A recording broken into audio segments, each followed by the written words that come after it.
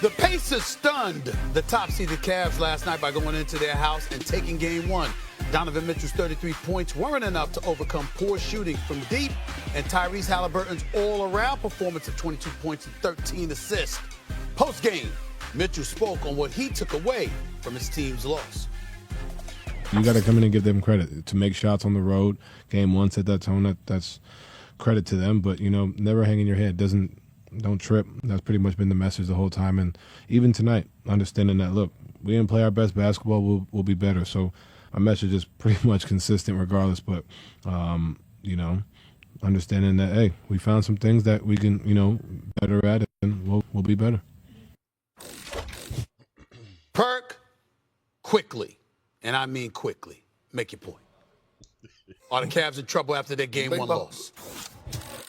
Hell yeah, they're in trouble. Hell yeah, they're in trouble. And look, I had this series going 7 games because I'm always weary of a Donovan Mitchell-led team.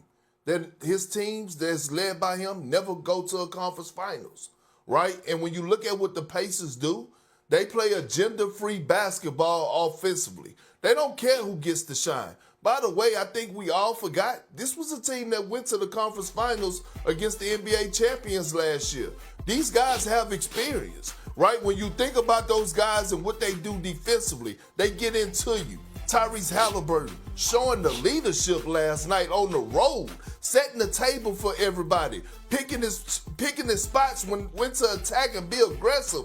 I'm looking at this team and I'm like, if the Cavs don't get Evan Mobley more involved and more than 13 shots, they're going to get their ass sent home. This is not a Ty Jerome type series. So Kenny Atkinson needs to take that out of his game plan. There's no way in hell that game should have ended with Ty Jerome having more FGAs than Evan Mobley. No way in hell. But this series going 7, I'm giving a slight edge to the Pacers right now. That was about 3 seconds over, but I'll forgive you. Go ahead, Swagger.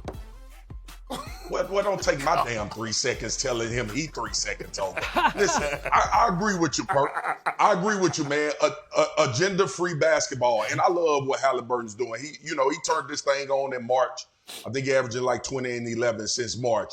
But you look at the way he's facilitating and moving this rock and the size. I 100% agree with you that Mobley got to be involved. He needs to be the second option. When Garland comes back, they determine how that goes. But ultimately, the size matchup is there with Miles Turner standing in the paint and knocking shots down. But when you look at the Pacers play, obviously a really good coach who has this experience of going to finals and doing a phenomenal job at playing and scheming against superstar players. But more importantly, bro, Tyrese Halliburton and the way that he's facilitating and creating for other people, to me, is the most important part for the Pacers right now, which is why I agree with you, Perk. Coming down the stretch of the season when the Pacers won the race for the 4th seed in the East, the Cavs were watching that because that is not a great matchup for them. After the Celtics, I think the Pacers are the toughest matchup in the East for the Cavs. They knew this, and now Darius Garland's got this sprained toe that is still lingering. And, against the Heat, they could survive without him. Against the Pacers, they need that offensive creation. When Donovan Mitchell takes 30 shots in a playoff game, a lot of this is from his Jazz days, his teams are 1-5. When he takes 11 three-pointers, they're 2-7. When you make him a volume scorer, he's not effective. He's better as a part of the group. And the other thing about this is the Cavs didn't lose this game on offense. They lost this game on defense. 19 three-pointers. They were sluggish to guard Andrew Nembhard, who for some reason is a killer in three-point shooting in the playoffs. This guy shot 29% in the regular season on threes. That's a guy you leave open. In the playoffs in his career, it's 57%. I know you remember that from last year, Stephen A., in that Knicks series. He did that. So the other thing is, Halliburton on these switches, the Cavs were switching, putting Jared Allen on him, etc. Halliburton killed it. They have to reevaluate how that game plan is going to work if he's going to be that effective. Donovan Mitchell has the 7th highest postseason scoring average in NBA history based on a minimum of 50 games.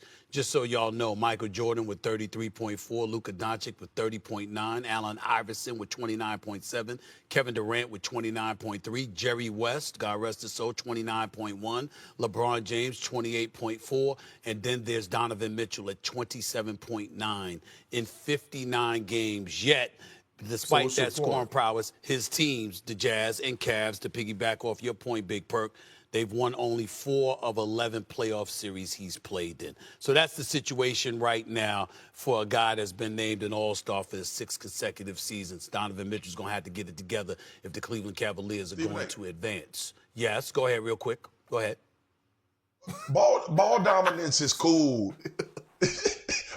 Ball dominance is cool until it ain't, right? Like, we applaud and celebrate these players for being able to get these numbers. I saw Ant not have a great shooting night and get teammates involved. That's the jump that Donovan Mitchell has to make. So again, you bring up that point, the scoring and all of that is cool until it ain't, and it usually comes to fruition in the playoffs. It ain't that we don't need you to score, it's that we need you to get other people involved too, because it's gonna take more than you. Real quick with the 3 of y'all. Go ahead. I'm sorry. Go ahead, Perk. My part. Go ahead. Wendy, SA, y'all know this. Swagoo, you know this too. Kenny Atkinson got this job because he's a great coach. He's a good coach, but he killed it in the meeting when he had his meeting with the Cavs front office when he was interviewing. They asked him, the key piece was in there was unlocking Evan Mobley, right? Well, this is the time. This is the time. I believe they should go small, and I believe they should run pick and rolls and search out mismatches and let him punish those guys in the paint. One more thing that I have concern for, that small backcourt that the Cavs got with Donovan Mitchell, even with Darius Garland, that is a problem for them. Like, defensively, they're going to have to find a way to buckle down and get stops and not depend on that back line. That's true, but I do think they need Darius Garland back in the worst way. I think that he's an additive, even in this series, even though he's somewhat undersized. I think they need him, and they need him desperately. Time to move on.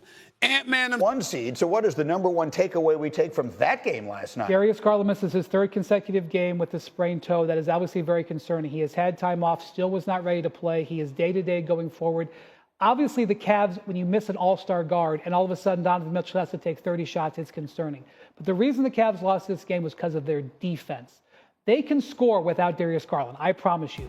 They give up 19 three-pointers in this game. This matchup right there cannot continue. They have got to find a better way to guard Halliburton, and they have got to guard Nembhard. Nembhard is a 29% three-point shooter in the regular season.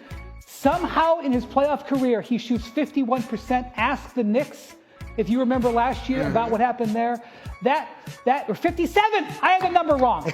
My God, 57. So, like, that's something. I mean, like, it'd be one thing if he played 1 playoff series. He played 3 last year. This is his 2nd this year.